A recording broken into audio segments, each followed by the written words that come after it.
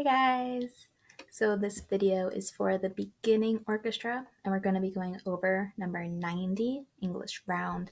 And remember, this week, you're supposed to be practicing this song, number 90, and number 91. And make sure you do your attendance question, do your practice log throughout the week, and also do your flip grid, which is either part of 91, A or B, and there'll be another video about that.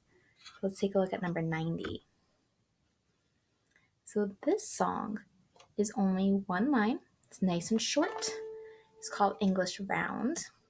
And you'll notice that there is a 1 and a 2 above the first two measures. That would be something we can do if we had a group and we would turn it into a round, which would mean one group starts in the beginning. And then when that first group gets here, the second group would start from the beginning while the first group was still going. But we're not going to worry about that right now. We're going to worry about learning the song. So first thing we're going to check is our time signature. And we see that that is 4/4, which means 4 beats in a measure. And then we see our key signature, which is normal 2 sharps, F sharp, C sharp. And let's take a look. The very first measure, we have open D, which we know, open D. Then we move to E, 1 finger. Then we go to F sharp, 2 fingers. And remember, that not filled in F sharp, that is called a half note and gets 2 beats of sound. So that first measure, pizzicato, sounds like this. 1, 2, 3, 4. You just let it ring. And if you were doing that with your bow, it would sound like this. 1, 2, 3, 4. And you would keep your bow moving the whole time. So that's our first measure. Then our second measure is very similar. It's the same pattern of quarter, quarter, half note. But now we have F sharp, G, and A. And we have spent so much time on pinky power. So now we have to figure out which way are we playing this A. Is it our 4 finger A on our D string? Or is it open A? Because they didn't tell us. They didn't put a 0 or a 4. So now we have to use our own knowledge, our own skills to figure out what type of A we should be playing. And the way we figure that out is we look at the notes before it and the notes that come after it. So before our A, we have a G, which we know is 3 fingers on our D string.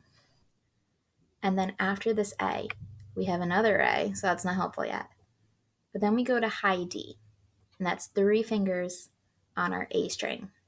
Now the point of pinky power A is so we don't have to switch strings and we don't have to be crossing our strings just for the one note. But if the note before or after that A is on the A string, you're going to want to play open A. So since after these 2 A's, we have high D, you're going to want to play open A for these.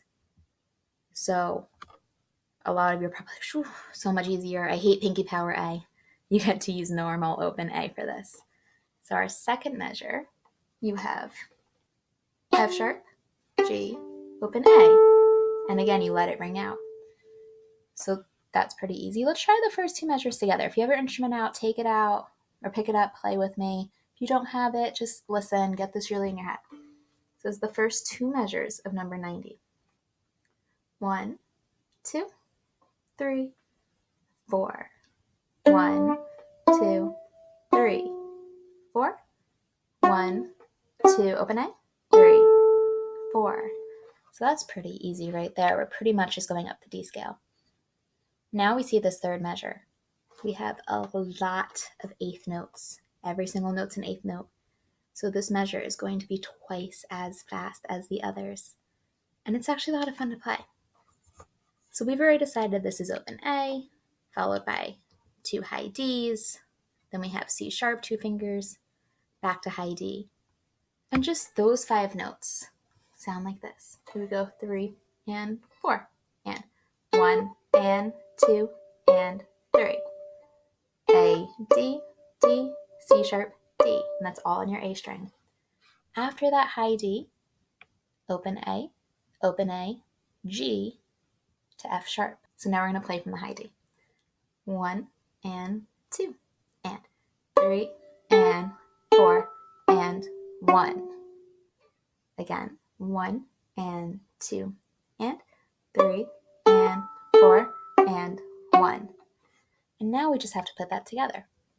A, high D, C sharp, high D, A, G, F sharp. 3, and 4, and 1, and 2, and 3, and 4, and 1. And then your last two notes, you have E, D. So I'm going to start in that same spot and play to the end.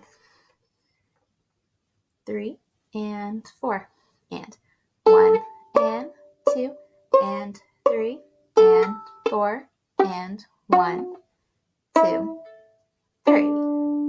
Rest. And you'll notice there is a repeat sign at the end. These two dots make your double bar a repeat sign, which means you go back and play the whole thing again. So now I'm going to start at the very beginning, and I'm going to play the whole song for you pizzicato. I'm not going to take the repeat, but after I finish at pizzicato, I am going to pick up my bow and play the whole thing for you arco. So 1, 2, 3, 4. 1, 2, 3, 4. 1, 2, 3, 4. 1, and 2, and 3, and 4, and 1, 2, 3. Rest. So now we're going to use the bow.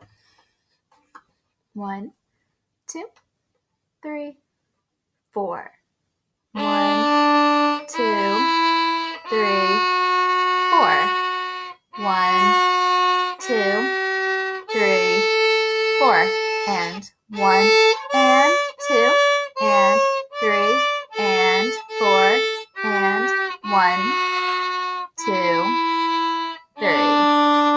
Rest. So when you use your bow, you can hear the difference between our half notes, like in the first two measures, and our quarter note with a rest afterwards. But when we play pizzicato, you might notice that they sound very similar. When you use your bow, you keep it moving if you have a half note. Yeah, so that's how English Round goes. It's a really nice song. Just be careful in that third measure. Make sure your eighth notes are twice as fast. So it keeps the song interesting and it sounds really nice. Now, go practice the song and also practice number 91, Lightly Row. And there'll be a video on that in the next couple days. So yeah, I hope you guys are doing well. I hope we got to go outside over the weekend. It was really nice out. And I'll see you guys in the next video. Bye guys.